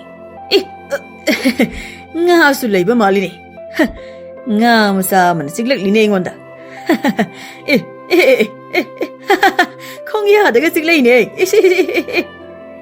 ꯇꯣꯃꯥꯜꯗꯨ ꯐꯅ ꯀꯨꯏꯅ ꯏꯔꯣꯏꯔꯕ ꯃꯇꯨꯡ ꯀꯔꯤꯅꯣ ꯍꯧꯖꯤꯛ ꯈꯣꯡꯗ ꯌꯥꯝ ꯁꯥꯡꯅ ꯈꯦꯠꯂꯒ ꯆꯠꯈꯤꯗꯣ ꯇꯣꯃꯥꯜꯗꯨ ꯏꯔꯣꯏꯔꯝꯕꯗꯒꯤ ꯆꯞ ꯂꯦꯞꯄꯒ ꯀꯔꯤꯅꯣ ꯍꯧꯖꯤꯛꯀꯤꯗꯣ ꯒꯝꯚꯤꯔꯒ ꯑꯣꯏꯔꯖꯥꯠꯂꯣ ꯑꯩ ꯀꯥꯈꯠꯂꯒꯦ ꯁꯤꯗꯤ ꯇꯣꯃꯥꯜꯗꯨ ꯏꯁꯤꯡꯗꯒꯤ ꯀꯥꯈꯠꯀꯦ ꯍꯦꯛ ꯇꯧꯕꯒ ꯄꯨꯈ꯭ꯔꯤ ꯃꯌꯥꯏꯗ ꯃꯁꯣꯡ ꯐꯟꯕ ꯌꯦꯡꯕꯗ ꯆꯤꯡꯂꯥꯏꯒꯤ ꯃꯁꯛ ꯑꯣꯏꯕ ꯃꯌꯥꯏ ꯑꯣꯏꯔꯞ ꯆꯥꯎꯕ ꯃꯈꯣꯡ ꯄꯥꯟꯕ ꯂꯤꯟ ꯑꯃ ꯃꯀꯣꯛꯇꯨ ꯏꯁꯤꯡꯗꯒꯤ ꯇꯞꯅ ꯐꯥꯎꯒꯠꯂꯛꯏ ꯂꯤꯟꯗꯨꯒꯤ ꯃꯁꯛꯇꯨ ꯏꯕꯨꯗꯧ ꯄꯥꯈꯪꯕꯒꯤ ꯃꯁꯛꯅꯤ ꯁꯤꯗꯤ ꯀꯔꯤꯅꯣ ꯇꯣꯃꯥꯜꯗꯨ ꯏꯁꯤꯡ ꯃꯌꯥꯏꯗ ꯂꯦꯛꯊꯈ꯭ꯔꯦ ꯍꯧꯖꯤꯛ ꯇꯣꯃꯥꯜꯗꯨ ꯏꯁꯤꯡ ꯃꯌꯥꯏꯗ ꯂꯣꯡꯅ ꯇꯥꯎꯔꯒ ꯂꯩꯔꯤ ꯁꯣꯔꯕꯨꯗꯤ ꯍꯣꯜꯂꯤ ꯇꯣꯃꯥꯜꯗꯨ ꯍꯅꯨꯕꯒ ꯍꯅꯨꯕꯤꯒꯗꯨ ꯌꯨꯝꯖꯥꯎꯒꯤ ꯃꯊꯣꯜꯗꯨꯒꯤ ꯃꯇꯣꯟꯗ ꯐꯝꯂꯒ ꯑꯩꯅ ꯈꯪꯂꯕꯅꯤ ꯃꯃꯥ ꯃꯆꯥꯁꯤ ꯀꯔꯤꯒꯨꯝꯕ ꯀꯅꯥꯒꯨꯝꯕ ꯈꯔꯅ ꯐꯥꯒꯗꯕꯒꯤ ꯍꯥꯠꯀꯗꯕꯒꯤ ꯇꯥꯟꯅꯔꯛꯂꯤꯕꯅꯤ ꯍꯥꯏꯌꯣ ꯑꯗꯨꯅ ꯃꯇꯤꯡ ꯊꯣꯛꯅ ꯂꯥꯛꯅꯒꯤ ꯌꯦꯡꯉꯨ ꯉꯁꯤꯗꯤ ꯅꯣꯏꯑꯅꯤ ꯁꯣꯝꯗ ꯍꯅꯨꯕꯤꯗꯨ ꯃꯥꯡꯒꯣꯜꯗ ꯐꯝꯂꯒ ꯁꯪꯒꯣꯜꯗ ꯂꯨꯝꯂꯤꯕ ꯁꯦꯂꯨꯡꯗꯨ ꯌꯦꯡꯂꯤ ꯅꯪ ꯉꯥꯏꯍꯥꯛ ꯂꯩꯔꯒ ꯅꯨꯡꯉꯥꯏꯅꯤ ꯀꯗꯥꯏ ꯆꯩꯁꯨꯒꯗꯣ मा ꯑꯁꯤꯗ ꯀꯔꯤ ꯀꯔꯤ ꯇꯧꯔꯤ ꯌꯦꯡꯒꯦ. ꯊꯥꯖꯒꯩ ꯏꯗꯨꯒꯗꯣ ꯑꯋꯥꯡ ꯊꯪꯕ ꯏꯪꯈꯣꯜꯒꯤ ꯆꯨ ꯃꯔꯛꯇ ꯆꯨ ꯌꯥꯜꯂꯤ. ꯏꯃꯥ, ꯏꯄꯨꯒ ꯏꯕꯣꯛꯀꯁꯦ ꯀꯃꯥꯏ ꯇꯧꯅ ꯕꯨꯠ ꯑꯣꯜꯂꯒ ꯂꯩꯈ꯭ꯔꯤꯖꯥꯅꯣ? ꯅꯍꯥꯟ ꯇꯝꯅꯕ ꯆꯪꯂꯛꯄ ꯕꯨꯠꯇꯨꯁꯨ ꯏꯄꯨꯒ ꯏꯕꯣꯛꯀꯒꯤ ꯆꯩꯁꯨꯅ ꯀꯟꯕ ꯃꯥꯜꯂꯦ. ꯑꯇꯣꯞꯄ ꯕꯨꯠ ꯑꯣꯏꯔꯝꯅꯤ ꯉꯍꯥꯟ ꯑꯍꯥꯟꯕ ꯆꯪꯂꯛꯄꯗꯣ. ꯑꯍꯜ ꯑꯅꯤꯒꯤ ꯌꯨꯝꯁꯨ ꯑꯣꯏꯗꯧꯔꯤꯅꯤ ꯌꯨꯝꯖꯥꯎꯁꯦ. ꯑꯗꯨꯒ ꯃꯈꯣꯏ ꯑꯅꯤꯅ ꯏꯃꯥ ꯏꯆꯥꯕు ꯀꯌꯥꯗ ꯅꯨꯡꯁꯤꯅ ꯃꯐꯝꯁꯤꯗꯒꯤ ꯆꯠꯈꯤꯗꯅꯕ ꯉꯥꯛ ꯁꯦꯟꯅꯖꯗꯨꯅ ꯊꯝꯂꯤꯕ ꯏꯃꯥ ꯏꯆꯥꯕꯨ. ꯑꯍꯥꯟꯕꯗ ꯑꯀꯤꯕꯒꯤ ꯃꯁꯛ ꯑꯣꯏꯔꯝꯕ ꯏꯪꯈꯣꯜꯁꯦ ꯉꯁꯤꯗꯤ ꯂꯧꯃꯤ ꯑꯃꯒꯤ ꯋꯥꯠꯇ ꯄꯥꯗ꯭ꯔꯕ ꯌꯨꯝ ꯏꯪꯈꯣꯜ ꯑꯃꯒꯨꯝꯂꯦ. ꯏꯃꯥ, ꯆꯨꯁꯤꯁꯨ ꯏꯄꯨꯒ ꯏꯕꯣꯛꯀꯅ ꯍꯧꯍꯟꯕ ꯃꯥꯜꯂꯦ. ꯃꯈꯣꯏ ꯑꯅꯤꯒꯤ ꯃꯤꯇ꯭ꯔꯪ ꯉꯥꯛꯇ ꯑꯣꯏꯒꯅꯤ ꯏꯪꯈꯣꯜꯁꯦ. ꯑꯗꯨꯕꯨ ꯍꯧꯔꯤ ꯄꯥꯜꯂꯤꯕꯁꯤꯡꯁꯦ ꯑꯁꯦꯡꯕ ꯉꯥꯛꯇꯅꯤ ꯏꯃꯥꯒꯤ ꯏꯕꯨꯡꯉꯣ. ꯑꯗꯣ ꯏꯃꯥ ꯏꯆꯥ ꯉꯁꯤꯗꯤ ꯑꯅꯛꯄꯗ ꯀꯩꯊꯦꯜ ꯂꯩꯕ꯭ꯔꯥ ꯈꯨꯜ ꯇꯥꯕ꯭ꯔꯥ ꯑꯃꯨꯛꯇ ꯌꯦꯡꯂꯨꯁꯤ. ꯃꯃꯥ ꯃꯆꯥꯗꯨꯁꯨ ꯀꯣꯛꯊꯣꯡ ꯑꯃ ꯃꯀꯣꯛꯇ ꯍꯥꯞꯄꯒ ꯁꯨꯃꯥꯡꯗ ꯂꯦꯞꯄꯒ ꯊꯥꯖꯗꯨ ꯏꯃꯨꯡꯂꯣꯝꯗ ꯌꯦꯡꯂꯒ, ꯏꯃꯥꯒꯨꯝꯂꯕꯤ, ꯏꯄꯥꯒꯨꯝꯂꯕ, ꯅꯃꯧ ꯀꯩꯊꯦꯜ ꯐꯥꯎꯕꯗ ꯆꯠꯆꯔꯨꯈꯤꯒꯦ ꯉꯁꯤꯗꯤ. ꯍꯅꯨꯕꯤꯗꯨ ꯊꯥꯖꯗ, ꯀꯔꯤꯅꯣ ꯃꯃꯥ ꯃꯆꯥꯅ ꯇꯧꯔꯤꯕ ꯃꯑꯣꯡꯁꯤꯗꯤ? ꯀꯔꯤ ꯍꯥꯏꯕ ꯀꯩꯊꯦꯜ ꯐꯥꯎꯗ? ꯀꯗꯥꯏ ꯑꯩꯒꯤ ꯆꯩꯁꯨꯗꯣ? ꯑꯩ ꯃꯃꯥ ꯃꯆꯥꯒꯤ ꯃꯇꯨꯡ ꯏꯟꯅꯔꯨꯗꯕ ꯌꯥꯗꯦ. ꯁꯦꯂꯨꯡꯗꯨ ꯁꯪꯒꯣꯜꯗ ꯃꯃꯥ ꯃꯆꯥꯅ ꯊꯣꯛꯈꯤꯕꯗꯣ ꯁꯦꯂꯨꯡꯗꯨ ꯃꯇꯤꯟꯗꯨ ꯀꯨꯠ ꯂꯥꯎꯅ ꯌꯣꯠꯂꯒ, ꯏꯁ, ꯃꯁꯛꯁꯤꯗꯤ ꯈꯨꯐꯖ ꯑꯃꯅꯤꯅ. ꯇꯤꯟ ꯇꯥꯒꯩ ꯐꯖꯔꯤꯗꯅ ꯃꯁꯤꯗꯤ. ꯍꯅꯨꯕꯤꯗꯨ ꯁꯦꯂꯨꯡꯗ, ꯅꯪ ꯍꯣꯔꯦꯟ ꯅꯨꯡꯉꯥꯏꯅꯤ. ꯍꯅꯨꯕꯤꯗꯤ ꯁꯦꯂꯨꯡꯗ ꯈꯨꯗꯣꯝꯕꯤꯒ ꯇꯧꯔꯝꯂꯒ ꯃꯃꯥ ꯃꯆꯥꯒꯤ ꯃꯇꯨꯡꯗ ꯏꯟꯅꯈ꯭ꯔꯦ, ꯃꯃꯥ ꯃꯆꯥꯕꯨ ꯉꯥꯛ ꯁꯦꯟꯅꯗꯨꯅ. ꯅꯨꯃꯤꯗꯥꯡꯅꯤ. ꯁꯦꯂꯨꯡꯗꯨ ꯌꯨꯝꯗꯨꯗ ꯌꯦꯡꯂꯒ, ꯑꯩꯗꯤ ꯉꯥꯏꯍꯥꯛ ꯎꯏꯔꯤꯉꯩ ꯃꯝꯕꯒ ꯈꯪꯍꯧꯗ꯭ꯔꯦꯅ. ꯑꯣ, ꯏꯃꯨꯡꯁꯤ ꯃꯩ ꯉꯥꯜꯂꯦ. ꯃꯤ ꯂꯩꯔꯕ ꯃꯥꯜꯂꯦ. ꯇꯃꯥꯜꯗ ꯁꯟꯊꯤ ꯆꯥꯝꯕ ꯆꯠꯈꯤꯕꯗꯩ ꯈꯗ꯭ꯔꯛ ꯌꯥꯝꯅ ꯍꯩꯕ ꯃꯤꯅꯤꯅꯤ. ꯃꯥ ꯏꯃꯨꯡꯁꯤꯗ ꯁꯣꯏꯗꯅ ꯆꯪꯂꯝꯂꯅꯤ. ꯃꯥꯅ ꯑꯣꯏꯗꯥꯏ ꯃꯩ ꯊꯥꯟꯒꯠꯂꯛꯂꯤꯁꯤ. ꯃꯃꯥ ꯃꯆꯥ ꯍꯜꯂꯛꯄ ꯉꯥꯏꯔꯤ ꯑꯣꯏꯔꯤꯅꯤ. ꯁꯦꯂꯨꯡꯗꯨ ꯌꯨꯝꯖꯥꯎꯗꯨꯗ ꯗꯨꯡ ꯗꯨꯡ ꯗꯨꯡ ꯍꯦꯛ ꯆꯦꯟꯁꯤꯟꯈꯤꯕꯒ ꯊꯥꯖꯒ ꯏꯗꯨꯒꯗꯨ ꯊꯣꯡꯒꯥꯜꯗ ꯍꯥꯏꯖꯤꯜꯂꯛꯏ. ꯑꯗꯨꯕꯨ ꯁꯦꯂꯨꯡꯅ ꯆꯦꯟꯁꯤꯟꯈꯤꯕꯗꯨ ꯃꯃꯥ ꯃꯆꯥ ꯈꯛ ꯅꯠꯇꯅ ꯃꯃꯥ ꯃꯆꯥ ꯁꯪꯂꯒ ꯀꯩꯊꯦꯜꯗꯒꯤ ꯍꯜꯂꯛꯂꯤꯕꯤ ꯍꯅꯨꯕꯤꯗꯨꯅꯁꯨ ꯎꯔꯦ. ꯑꯗꯨꯕꯨ ꯍꯅꯨꯕꯤꯅꯗꯤ ꯁꯦꯂꯨꯡꯗꯨ ꯃꯁꯛ ꯈꯪꯈ꯭ꯔꯕꯅꯤ. ꯃꯃꯥ ꯃꯆꯥꯁꯤ ꯄꯥꯝꯕꯩ ꯑꯃ ꯇꯧꯗꯅ ꯃꯥꯡꯍꯟꯒꯦ ꯇꯧꯕ ꯃꯤꯑꯣꯏ ꯉꯥꯛꯇ ꯑꯣꯏꯒꯅꯤ. ꯉꯍꯥꯟꯒꯤ ꯕꯨꯠꯇꯨ ꯌꯥꯎꯅ ꯃꯣꯏꯁꯤꯡ ꯑꯁꯤ. ꯑꯗꯨꯕꯨ ꯊꯥꯖꯒ ꯏꯗꯨꯒꯗꯤ ꯑꯀꯤꯕ ꯍꯥꯏꯕꯗꯨ ꯉꯁꯤꯗꯤ ꯂꯩꯇ꯭ꯔꯦ. ꯃꯔꯝꯗꯤ ꯃꯈꯣꯏ ꯑꯅꯤꯕꯨ ꯌꯨꯝꯖꯥꯎ ꯑꯗꯨꯒꯤ ꯚꯨꯠ ꯑꯍꯜ ꯑꯅꯤꯗꯨꯅ ꯌꯥꯝ ꯂꯥꯏꯅ ꯉꯥꯛꯄꯤ ꯁꯦꯟꯕꯤꯔꯤ ꯈꯪꯕꯒꯤ ꯃꯃꯥ ꯃꯆꯥꯅ. ꯑꯍꯤꯡ ꯅꯣꯡꯌꯥꯏꯅꯤ. ꯁꯦꯂꯨꯡꯗꯣ ꯍꯧꯖꯤꯛ ꯐꯥꯎꯕꯒꯤꯗꯤ ꯃꯁꯛ ꯃꯁꯥ ꯎꯗ꯭ꯔꯤ. ꯑꯗꯨꯕꯨ ꯉꯁꯤꯒꯤ ꯑꯍꯤꯡꯁꯤ ꯌꯥꯝꯅ ꯅꯨꯡꯁꯤꯕ ꯃꯤꯀꯨꯞ ꯑꯃ ꯍꯥꯏꯕꯗꯨ ꯑꯣꯏꯔꯦ. ꯏꯗꯨꯗꯨ ꯇꯨꯝꯗꯦ, ꯊꯥꯖꯁꯨ ꯇꯨꯝꯗꯦ. ꯃꯃꯥ ꯃꯆꯥꯗꯨ ꯋꯥꯁꯨ ꯑꯃꯠꯇ ꯉꯥꯡꯗꯦ. ꯀꯥꯒꯤ ꯂꯣꯜꯂꯤꯕ ꯊꯣꯡꯗꯨ ꯌꯦꯡꯂꯒ ꯇꯨꯃꯤꯟꯅ ꯑꯗꯨꯝ ꯐꯝꯂꯒ ꯂꯩꯔꯤ. ꯍꯅꯨꯕꯤꯅ ꯍꯅꯨꯕꯗ, ꯀꯔꯤꯅꯣ ꯉꯁꯤꯗꯤ ꯃꯃꯥ ꯃꯆꯥꯁꯤ ꯃꯍꯧꯁꯥꯒ ꯃꯥꯟꯅꯗꯦꯅ ꯍꯅꯨꯕ? ꯑꯗꯨꯅꯤ ꯍꯅꯨꯕꯤ, ꯃꯃꯥ ꯃꯆꯥꯁꯤ ꯀꯩꯗꯧꯔꯕꯖꯥꯠꯅꯣ ꯉꯁꯤꯁꯤꯕꯨ? ꯅꯠꯇ꯭ꯔꯒ ꯑꯩꯈꯣꯏ ꯑꯅꯤꯕꯨ ꯃꯃꯥ ꯃꯆꯥꯁꯤꯅ ꯈꯪꯂꯕ ꯖꯥꯠꯂꯥ? ꯑꯩꯈꯣꯏ ꯑꯅꯤꯒꯤ ꯁꯥꯍꯨꯝ ꯐꯪꯂꯕ ꯖꯥꯠꯂꯥ? ꯈꯪꯕꯨꯗꯤ ꯈꯪꯂꯦ ꯍꯅꯨꯕ, ꯃꯃꯥ ꯃꯆꯥꯅ. ꯍꯥꯏꯗꯤ ꯉꯁꯥꯏꯗꯣ ꯃꯃꯥ ꯃꯆꯥꯅ ꯀꯩꯊꯦꯜ ꯀꯥꯔꯝꯗꯥꯏ ꯃꯧꯁꯤꯅ ꯌꯨꯝꯗ ꯑꯣꯟꯁꯤꯜꯂꯒ ꯑꯍꯜ ꯑꯩꯈꯣꯏ ꯑꯅꯤꯕꯨ ꯈꯨꯔꯨꯝꯖꯔꯝꯃꯤ. ꯑꯣ, ꯑꯗꯨꯕꯨ ꯃꯇꯧ ꯀꯔꯝꯅ ꯑꯩꯈꯣꯏ ꯑꯅꯤꯅꯤ ꯍꯥꯏꯕꯁꯤ ꯃꯃꯥ ꯃꯆꯥꯗꯤ ꯈꯪꯕꯖꯥꯠꯅꯣ? ꯏꯗꯨꯅ ꯇꯞꯅ ꯐꯃꯨꯡꯗꯒꯤ, ꯏꯄꯨ, ꯏꯕꯣꯛ, ꯅꯁꯨꯒꯤ ꯃꯥꯡꯗ ꯑꯃꯨꯛꯇ ꯊꯣꯛꯄꯤꯔꯛꯑꯣ. ꯃꯇꯝ ꯄꯨꯝꯕꯗ ꯅꯈꯣꯏ ꯑꯅꯤ ꯏꯃꯥ ꯏꯆꯥꯒꯤ ꯃꯅꯥꯛꯇ ꯏꯃꯥ ꯏꯆꯥꯕꯨ ꯉꯥꯛ ꯁꯦꯟꯕꯤꯗꯨꯅ ꯂꯩ ꯍꯥꯏꯕ ꯅꯁꯨꯅ ꯈꯪꯖꯩ. ꯑꯣ, ꯏꯁꯨꯁꯤꯗꯤ ꯑꯩꯈꯣꯏꯕꯨ ꯃꯁꯛ ꯈꯪꯂꯦꯗꯅ ꯍꯅꯨꯕꯤ. ꯀꯗꯥꯏ ꯍꯅꯨꯕꯤ, ꯅꯈꯨꯠꯇꯨ ꯄꯤꯔꯛꯂꯣ. ꯍꯧꯖꯤꯛꯇꯤ ꯃꯃꯥ ꯃꯆꯥꯅ ꯑꯩꯈꯣꯏ ꯑꯅꯤꯕꯨ ꯀꯤꯗ꯭ꯔꯦ. ꯀꯗꯥꯏ, ꯈꯨꯠꯇꯨ ꯄꯤꯔꯛꯂꯣ. ꯍꯅꯨꯕꯒ ꯍꯅꯨꯕꯤꯒꯗꯨ ꯃꯈꯨꯠꯇꯨ ꯍꯦꯛ ꯁꯝꯅꯒꯦ ꯇꯧꯕꯒ ꯁꯦꯂꯨꯡꯗꯨ ꯃꯃꯥ ꯃꯆꯥꯒꯤ ꯊꯣꯡꯗꯨ ꯗꯣꯛ ꯂꯥꯎꯅ ꯐꯛꯀꯥꯏꯔꯒ ꯆꯪꯂꯛꯏ. ꯊꯥꯖꯒ ꯏꯗꯨꯒꯗꯨ ꯈꯪꯄ꯭ꯔꯦꯛ ꯈꯪꯅ ꯋꯥ ꯂꯥꯎꯏ. ꯍꯣꯏꯃ, ꯀꯅꯥꯅꯣ ꯅꯪ? ꯅꯪ ꯀꯅꯥꯅꯣ? ꯏꯃꯥ, ꯅꯤꯄꯥꯁꯤ ꯀꯅꯥꯅꯣ ꯏꯃꯥ? ꯏꯃꯥꯒꯤ ꯏꯕꯨꯡꯉꯣ. ꯊꯥꯖꯅ ꯏꯗꯨꯗꯨ ꯁꯠ ꯂꯥꯎꯅ ꯀꯣꯟꯁꯤꯜꯂꯤ. ꯏꯁ, ꯃꯁꯛꯁꯤꯗꯤ ꯈꯨꯐꯖ ꯑꯃ ꯇꯧꯅ ꯐꯖꯔꯦꯗ. ꯃꯁꯤꯅ ꯑꯣꯏꯗꯥꯏ ꯇꯥ ꯇꯣꯜꯍꯟꯒꯤ ꯃꯈꯨꯠ ꯇꯠꯂꯤꯕꯗꯣ. ꯃꯁꯤꯗꯤ ꯑꯩꯒꯤ ꯏꯇꯨꯗꯨꯝ ꯑꯣꯏꯔꯒꯦꯗ.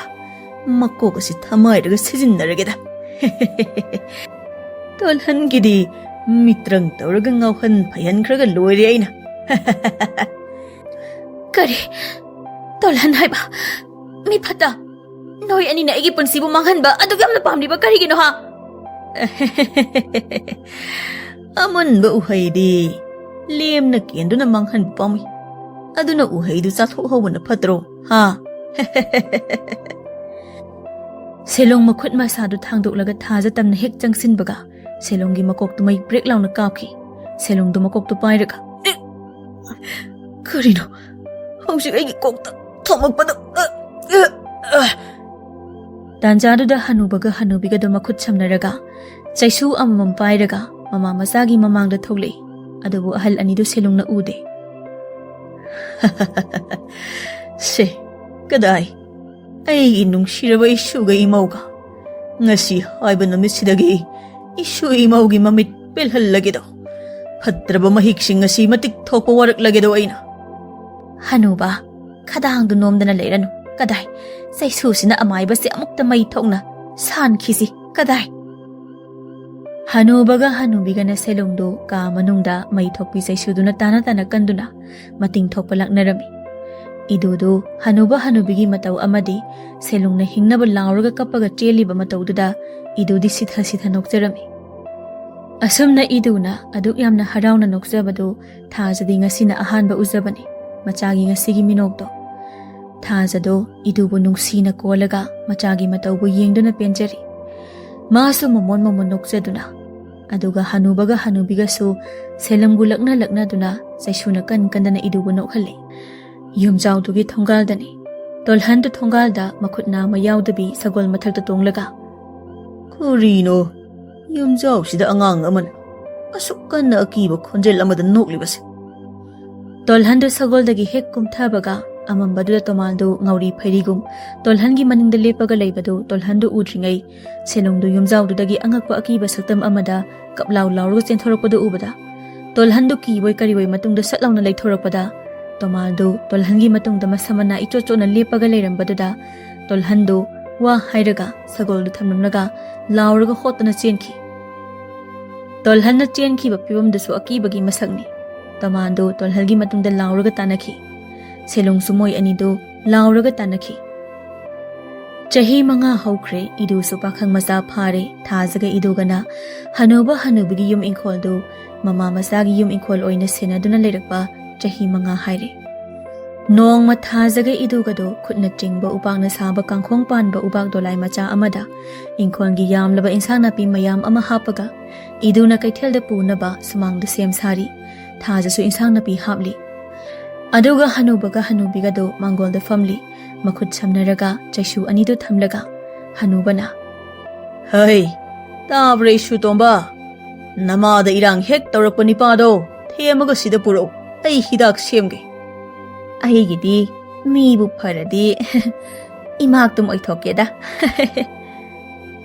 Ima baji adui sarupadi chahi khara ngai minaraga yumgi mau ama thambana phatro Hoine madusu yaini bo isu nupi ama hai kanadi hanubi isu na chahi 15 khak surasu isu nupi ama thijinna batausi kanadi Ho aikhoi ani kaisu siroye Aikhoi anina malem taibang pal asidagi mangkhidoise Ibanigi saruduna mathau mangam pangthokraba Ibani adum yumsidagi mangkhragani Adu khangbagi aina iboka ipuga gi sarudo aina losingkhre Nakhoi anibu imai chadagi ketungda lamna chakhidanaba Hai ipugi sutomba lao napu konge lao ne maunangsu napa konge lao ne Bhut oirabasu mini ne khoise lao Konge lao Hanuba nang khaktadi isu imobu konba yabra lao aisu konge lao Hanubaga hanubiga na mama masado nungsina konduna kapcharami